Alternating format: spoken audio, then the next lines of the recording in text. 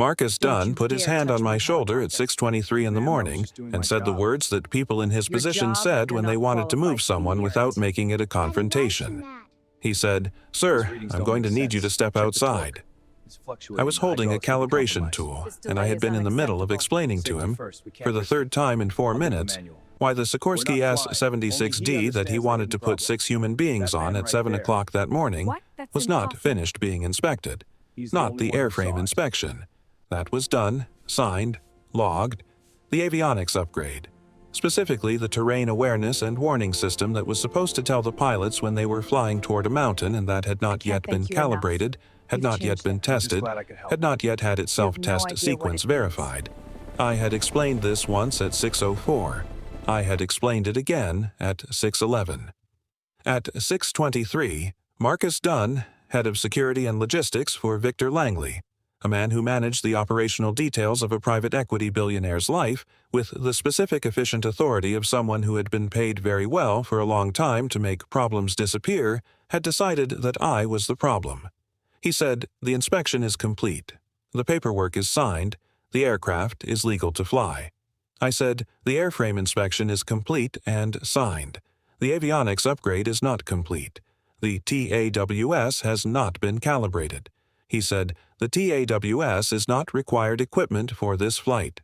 I said, "That's correct. It's also not optional equipment when you're flying from here to Steamboat Springs in August, which means you're flying over terrain that rises to 11,000 feet between here and there, and you're doing it with a system installed in this aircraft that has not been calibrated, not been tested, and whose self-test sequence has not been verified.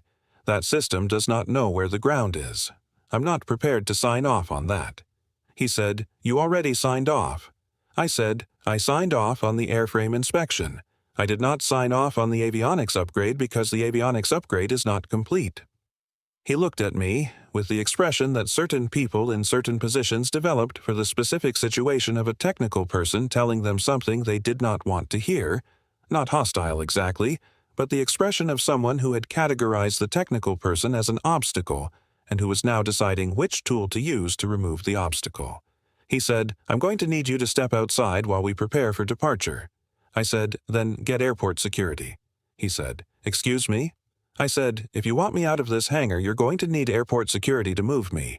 I'm not leaving voluntarily with an uncalibrated TAWS on an aircraft that's about to fly to Steamboat Springs." He looked at me for a moment. Then he got airport security. 2 of them. Polite, professional, doing their job. They walked me out of the hangar and into the parking lot of Centennial Airport on a Saturday morning in August, and the Colorado morning was doing what Colorado mornings did in August. Clear and specific, and with the altitude quality of air that was thinner than most places, and that you noticed if you had come from somewhere lower. I stood in the parking lot with my calibration tool in my hand, and I thought about the terrain between Denver and Steamboat Springs, and I waited. Captain Tom Brierly came out of the hangar at 6:41. He was 52 years old and had been flying helicopters for 28 years. He had the build of someone who had spent those years in left seats and cockpits, not physically large, but with the specific contained quality of a man who had been in enough situations that required complete steadiness and who had let that requirement shape him from the inside out. He looked at me in the parking lot. He said, "What happened?" I told him. "The TAWS, Marcus Dunn, the airport security, all of it." He listened without interrupting, which was how Tom listened to everything. Completely, in order, without the anticipatory responses that people gave when they were waiting for you to finish rather than hearing what you were saying. When I finished, he said, "The self-test sequence hasn't been run." I said, "No." He said, "The calibration is incomplete." I said, "Correct." He said, "And they want to fly to Steamboat Springs." I said, "That's the plan." Tom looked at the hangar door. He looked at the sky. The specific pilot's look at the sky, the assessment of conditions that pilots performed automatically, the way mechanics looked at landing gear automatically, the specific habit of a profession that had gotten into the body. He said, "Wait here." He went back inside. He was in there for 4 minutes. I know because I was standing in the parking lot watching the hangar door, and I tracked the time the way I tracked everything, which was precisely. He came back out. He sat down on the concrete parking barrier beside me. He said, "I'm not flying." I said, "Tom." He said, "Dana's not flying either. We talked before I went in. TAWS, uncalibrated over mountain terrain. I don't care what the legal minimum is. My minimum is not the legal minimum." I said, "You understand what that does to your contract." He said, "I understand what an uncalibrated terrain warning system does to 6 people flying over 11,000-foot terrain. I made my calculation." He put his elbows on his knees and looked at the tarmac. He said, "Call now. Tell her you're going to be late." I took out my phone. I called my daughter. I want to tell you about the work before I tell you about what happened next, because the work is where everything in this story comes from, and because understanding the work means understanding why Tom Brierly sat down in a parking lot when he did not have to. I started working on aircraft when I was 22 years old, not because I had planned to. I had planned to go to college, had started at a community college in Aurora, had taken an aircraft maintenance technology course in my second semester because the schedule worked and because I had always been the person who understood how things functioned from the inside, who took things apart to understand them, and who found that the understanding was its own satisfaction. The course had become a career, not by accident, by the specific accumulation of decisions that occurred when you found the thing you were genuinely for. I'd gotten my airframe and power plant license at 24. I'd worked for 3 different maintenance organizations over the following 8 years. Fixed wing at first, then rotary wing, then exclusively turbine helicopters when I understood that the turbine helicopter was the machine that suited my specific quality of attention. They required the combination of mechanical precision and systems thinking that I had, and they operated in the margins, in the offshore oil rigs and the emergency medical corridors and the mountain terrain routes where the specific quality of the maintenance determined whether the margins held. I had gotten my inspection authorization in 2009. The IA is the highest certification available to an aviation mechanic in the United States. It means you can conduct annual inspections and return aircraft to service on your own authority. It means the Federal Aviation Administration has determined that your judgment can be trusted with the final call. I had joined Rocky Mountain Rotor in 2013, a small shop at Centennial Airport. 3 mechanics, including me, specializing in high-end turbine helicopter maintenance for the private aviation community along the Front Range. The owner, Pete Corwin, had built the business on a simple philosophy. Do the work correctly and charge honestly, and the clients who understood quality would find you. The clients who understood quality had found us. The pilots had found us first. Pilots were the specific audience for aviation maintenance work.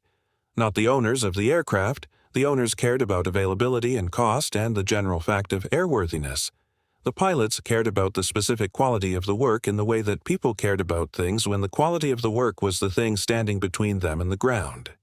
Pilots talked to each other. In the Colorado private aviation community, a community small enough that the reputations were known, Rocky Mountain Rotor's reputation was the reputation of Ray Briggs specifically, not the company, the man. This was not a distinction I had sought. It was the accumulation of 11 years of working on the aircraft that these pilots flew, of finding the things that needed finding and saying so clearly and fixing them correctly, of never, not once in 11 years, signing off on something I had a question about. Tom Brierly had been flying the aircraft I maintained for all 11 of those years. We had developed the specific working relationship that formed between pilots and mechanics who had been in the business long enough to understand what the relationship required, which was complete honesty from the mechanic and complete trust from the pilot. Not automatic trust, earned trust, the kind that was built one inspection at a time and that became, over 11 years, the kind of trust you sat in a parking lot to demonstrate. He had told me once, after I had caught a turbine compressor blade anomaly in August of 2016 that had been subtle enough to miss, and that would have resulted in catastrophic failure at altitude if it had been missed. The day you retire, I retire. I had told him he had 10 years on me and he would be retired long before I was. He had said, "That's not what I mean." I had understood what he meant. Anna had understood the work from the beginning.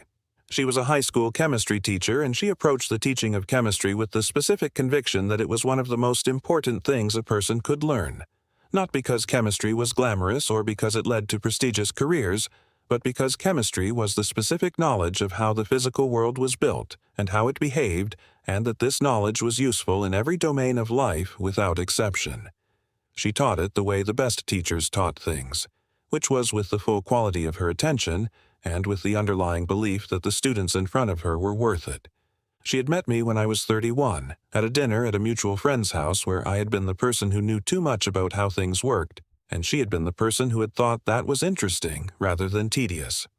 We had talked for 3 hours about mechanical systems and chemical processes and the specific satisfaction of understanding the physical world at the level of its actual operation rather than its surface appearance. We had married in 2012. Nell had been born in 2013. Anna had been diagnosed with glioblastoma in March 2019. The glioblastoma is the most aggressive primary brain tumor. Grade 4, the highest grade, the grade that did not negotiate about timelines or outcomes. The diagnosis came from a headache that Anna had attributed to stress, had managed for 2 months with over-the-counter medication, and had finally addressed when the headache developed a specific quality that was different from the stress headaches she had had before, and that she described to her doctor as feeling like something wrong rather than something tired. The MRI had found it in March. The neurosurgeon had operated in April. The tumor had recurred in August. Anna had died in November 2019, 8 months from diagnosis to death. Nell was 6 years old. I'd gone back to work 2 weeks after Anna's funeral.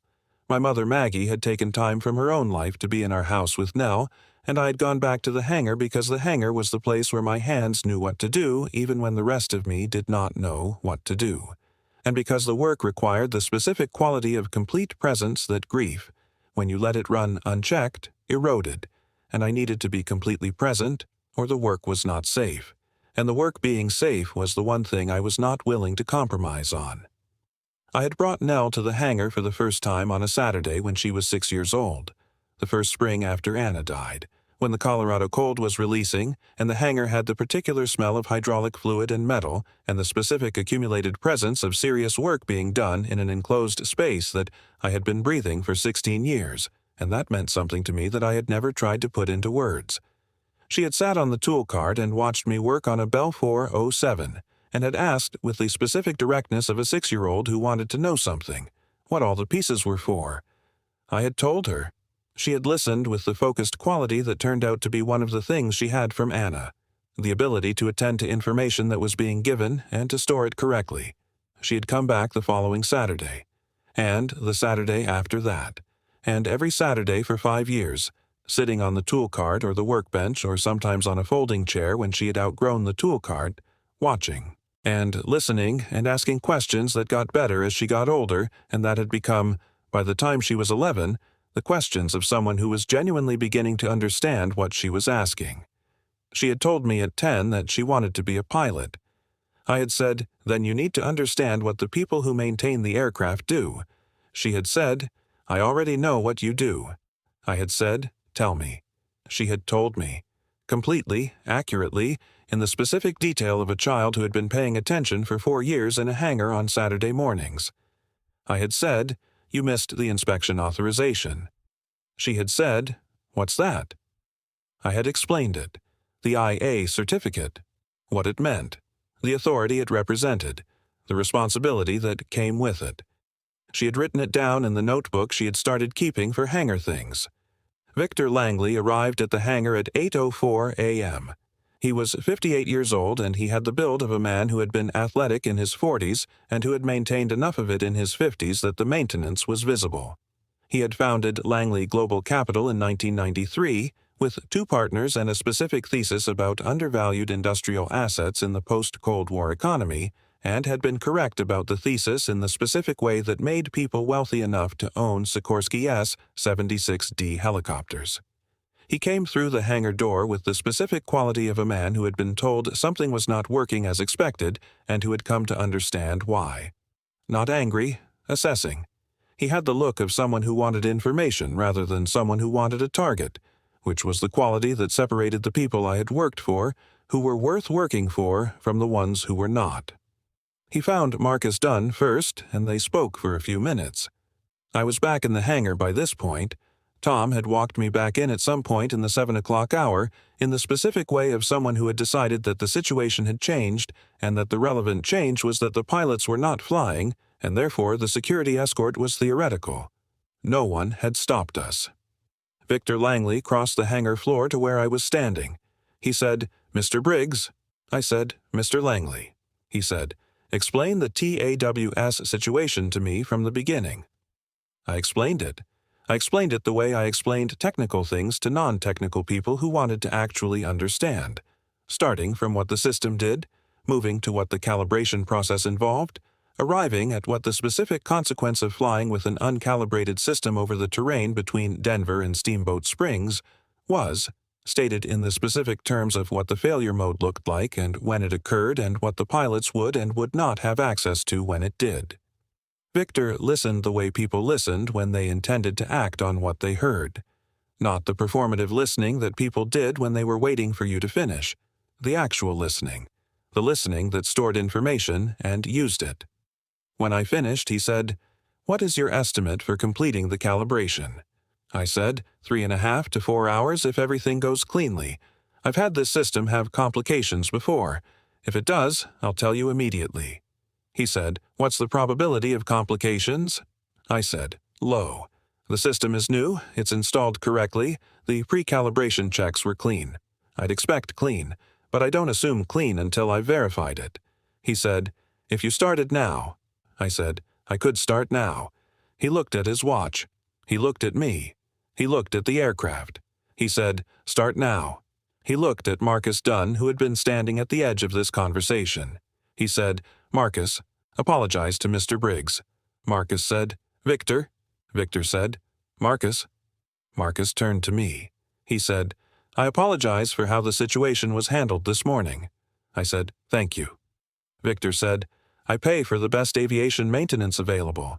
I should have made clearer to my team that the best aviation maintenance includes the person doing it, not just the paperwork at the end of it." I said, "I appreciate that." He said, 4 hours, I'll reschedule the morning." He went to the office. I went to work. The TAWS calibration took 3 hours and 42 minutes. I did not rush it. I have never rushed an inspection, or a calibration, or return to service check in 22 years of aviation maintenance. Speed and aviation safety are not compatible values, and I have never allowed external pressure, departure schedules, client expectations, the specific impatience of people who were accustomed to getting what they wanted when they wanted it, to alter the speed at which I worked. The work had its own speed. It moved at the speed of correctness. Marcus Dunn came to the hangar door at 8:55 and asked how things were progressing. I told him where I was in the calibration sequence and what remained. He nodded and went back to the office. He came again at 10 o'clock. I told him where I was and what remained. He said, "Is there anything that would help?" I said, "No, this is one-person work. More people don't help." He said, "Fair enough." He went back to the office. Tom Brierly spent the morning in the pilot's lounge with a book. When I came to the lounge door at 10:41, he was on his 3rd chapter, and he had the specific quality of someone who had been completely at rest. Not killed time, been at rest, which was different and which was a quality I had observed in Tom across 11 years, and that I had come to understand as one of the marks of a pilot who had made peace with the reality that the sky operated on its own schedule and that waiting was part of the work. I said, "She's ready." He put the book down on the exact page he had stopped on with a bookmark, which was the kind of thing Tom did. He said, "Clean?" I said, "Clean. TAWS calibrated, tested, self-attest sequence run twice. Terrain database is current. System is talking to the nav correctly. She knows where the ground is." He said, "Good." He stood up and put on his jacket. He said, "Ray." I said, "Yeah." He said, "For what it's worth, what you did this morning, standing in the hangar when they told you to leave, I've been flying for 28 years and I've known maybe 4 mechanics who would have done that." I said, "Anyone with a conscience and an IA would have done the same thing." He said, "That's a more generous assessment of the industry than mine." He walked out to the aircraft. Victor Langley stopped beside me at the edge of the tarmac before he boarded. He had the quality of someone who had something to say and who had thought about how to say it. He said, "Mr. Briggs, can I ask you something?" I said, "Yes." He said, When my security team told you to leave the hangar and you refused, what were you thinking about? I said, the terrain between here and Steamboat Springs. What the failure mode looks like when a terrain warning system doesn't have accurate ground data in mountain conditions. He said, not your job, not your contract with us. I said, I thought about those too, but only after. He said, after what? I said, after I thought about the terrain. He considered this. He said, you have a daughter. I said, yes. He said, Tom mentioned it. He said she comes to the hangar. I said, every Saturday since she was 6. He said, she wants to fly. I said, she's decided she's going to be a pilot. He said, does she know what she's signing up for? I said, she knows what a TAWS is and what it does and why calibration matters. She's been listening to hangar stories for 5 years. She's got a notebook. Victor Langley looked at the aircraft. The S-76D was sitting on the tarmac in the August Colorado morning with the specific quality of a machine that was ready. Not a condition that was visible to most people, but one that was visible to the people who put it in that condition and who knew what ready looked like versus what nearly ready looked like. He said, when she's old enough, have her talk to Tom. Tom knows people in the industry. Good people. I said, I'll tell her. He said, I mean it. Not a polite thing to say. I mean it. I said, I know. Thank you. He looked at me for a moment with the specific look of someone who has arrived at a conclusion about another person and who is satisfied with the conclusion. He boarded the aircraft. Tom taxied out at 11:07. I stood on the tarmac and watched the Sikorsky S-76D lift off and turn northwest and climb and become smaller and then disappear into the blue that was the specific blue of a Colorado August sky, which was not a blue available anywhere else at any other altitude, and which I had been looking at from tarmacs and hangars for 22 years, and which I did not take for granted. I got home at 2:30. Nell was on the couch with Maggie, the two of them in the specific comfortable configuration of a grandmother and granddaughter who had developed, over 5 years of Saturday afternoons, the kind of domestic ease that came from simply being glad to be in the same room. Nell had a book. Maggie had her knitting. The television was on at low volume, and neither of them was watching it, but neither of them had turned it off because the sound was part of the Saturday afternoon quality of the room. Nell looked up when I came in. She said, "You're late." I said, "I know, I'm sorry." She said, "Did the helicopter fly?" I said, "It flew, departed at 11:07. She said, "Was it the TAWS?" I said, "Yes." She said, "Was it complicated?" I said, 3 hours and 42 minutes, clean calibration, no complications, self-test ran twice. She said, "Good." She went back to her book. Maggie raised her eyebrows at me from the other end of the couch, the eyebrows that my mother had been raising at me since I was about 7 years old, and that communicated, depending on context, anything from "what exactly happened" to "you have some explaining to do" to simply "I see you and I'm paying attention." I said, "I'll tell you over dinner." She said, "I'll add more pasta." She had made her red sauce, the specific red sauce that she had been making for 40 years and that involved a preparation process she had never fully disclosed to anyone, including me. And that was the most reliable thing in my life in the sense that it was always exactly what it was and always had been. She had made it since Anna died on the Saturdays when she came over, which was a form of presence that did not require explanation, and that I had understood from the first time she did it as the most useful thing she could have offered. Over dinner, I told them the parts of the story they did not know. Maggie knew the TAWS. She had heard enough Saturday dinner stories to know the general shape of avionics upgrades and what calibration involved. What she did not know was Victor Langley and what had happened in the hangar when he arrived, and the conversation on the tarmac before departure. I told them about Victor crossing the hangar floor at 8:04 and asking me to explain the TAWS from the beginning. I told them the way he listened, and the decision he made and what he said to Marcus afterward. I told them about the calibration and Tom in the pilot's lounge and the conversation at the tarmac's edge and what Victor had said about Nell and Tom knowing people. Nell had been listening with the full quality of her attention. Her fork paused over her plate at the moments that required it. When I finished, she was quiet. Then she said, "Tom sat down in the parking lot." I said, "Yes." She said, "He didn't have to." I said, "No." She said, "Why did he?" I thought about this. I thought about 11 years of Saturday morning pre-flights and annual inspections, and the August morning in 2016 when I had found the compressor blade anomaly and had told Tom about it, and had watched his face do the specific thing that faces did when they understood what not finding something would have meant. I thought about what that morning had built between us. Not a friendship exactly, though Tom was someone I called a friend, but something more specific than friendship. The particular thing that built between people who trusted each other with consequential things over a long time. I said, when you work with someone for 11 years and you trust their judgment with your life, you sit with them in the parking lot when the people who don't understand start making decisions. That's what 11 years of correct work builds. That kind of trust. Now thought about this. She said, that's what the work does. It makes that kind of trust. I looked at my daughter. 11 years old with pasta on her fork and Anna's eyes and the specific quality of someone who had arrived at a true thing simply and clearly, and without any sense that the arriving was remarkable.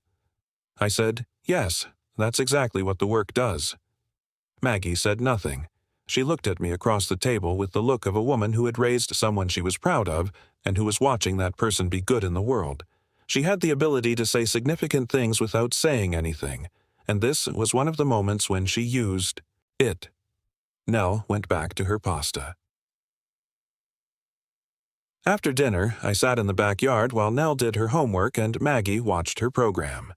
The Colorado August evening was settling into itself, warm without insistence, already carrying in it the suggestion of what was coming in 6 weeks, the first cold that would arrive without announcement and stay. The sky above the Aurora suburbs held the mountains in it, the Front Range visible to the west, the peaks still carrying the last of the light after the valley had let it go. I thought about Anna. She had been the person I told everything to.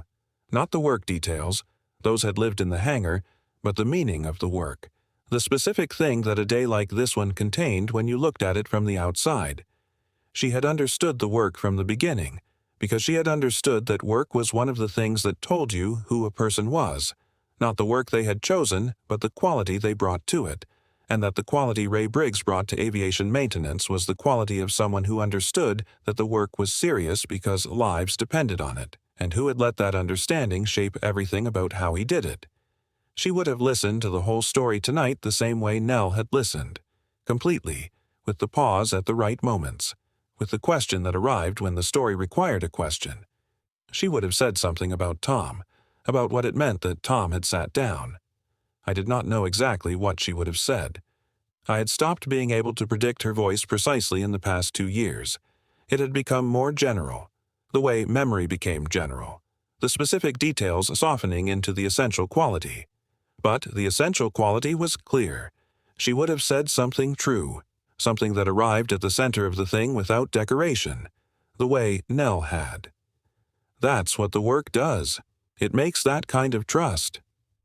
I did not know if Nell had arrived at that because she had spent 5 years in the hangar, or because she had something from Anna in the way she thought about things, or because she was 11 years old and had simply seen the thing clearly. It did not matter. She had seen it. She had said it. The aircraft was somewhere in the mountains, 2 hours north and west on the ground in Steamboat Springs by now, the TAWS having shown the terrain correctly the whole way, Tom reading the numbers with the professional ease of someone who trusted the aircraft because he trusted the person who had prepared it. I had been escorted from a hangar by airport security in the early morning. I had been called back in by the man who had ordered the escort. I had completed the calibration in 3 hours and 42 minutes. 6 people had flown safely over 11,000-foot terrain. Tom had sat in the parking lot. Victor Langley had said he meant it about Nell and Tom. The work had been the work, precise and serious and done at the speed it required. That was the whole thing. That had always been the whole thing. I went inside. Nell was at the kitchen table with her homework, the specific focused quality of someone who was working toward a right answer and who was going to find it. The notebook was open beside her. The hangar notebook, the one she had started when she was 9, with the rotor head diagrams in the front and the IA definition in her own handwriting on the 3rd page and 5 years of Saturday morning details accumulated in the pages since. I sat across from her. She said, without looking up, "Dad," I said. "Yeah," she said, "the kind of pilot I want to be, when I'm flying. I want to be like Tom. I said, tell me what that means.